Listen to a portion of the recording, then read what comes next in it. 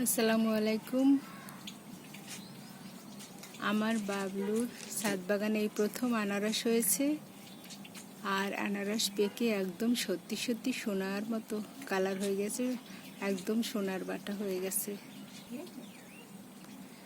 কত সুন্দর রং হয়েছে, পেকে গেছে কিন্তু ছাদ বাগানের ফল খেতে ইচ্ছে করছে না।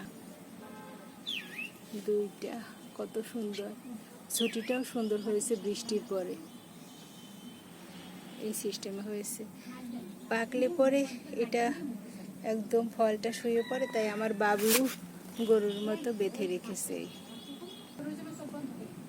ঝুটি সুন্দর হয়েছে, কত সুন্দর কালার। এই আনারসের বয়স প্রায় 2 বছর হয়ে গেছে, 2 বছরের পরে ফল এসেছে।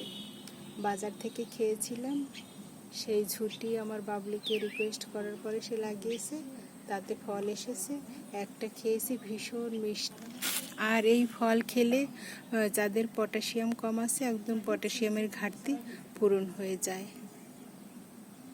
আম্মুর জন্য খাই না, কারণ আম্মু ভীষণ পছন্দ করে ছাদ বাগানের ফলমূল। আম্মু একটা ফলখোর, কিন্তু এখন বিশেষ কারণে আম্মু খেতে পারে না। সবাই আম্মুর জন্য দোয়া করবেন, আর আপনাদের মা বাবা তাদের জন্য দোয়া করি, তারা যেন ভালো থাকে, সুস্থ থাকে।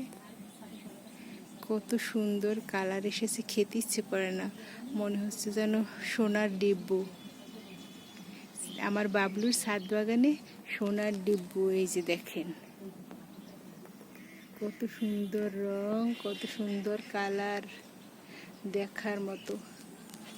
আমার ময়নারা কোথায় কোথায় গেছে, বেড়াতে আসে না, তাই খাওয়াও হয় না। ছাদ বাগানে, আমার বাবলুর ছাদ বাগানে সোনার ডিব্বু দেখা যাচ্ছে। একটা অবশ্য খেয়েছি, আবার গোড়ায় আগাছাও হয়েছে। সবাই ভালো থাকবেন, সুস্থ থাকবেন, নিরাপদে থাকবেন। আল্লাহ হাফেজ।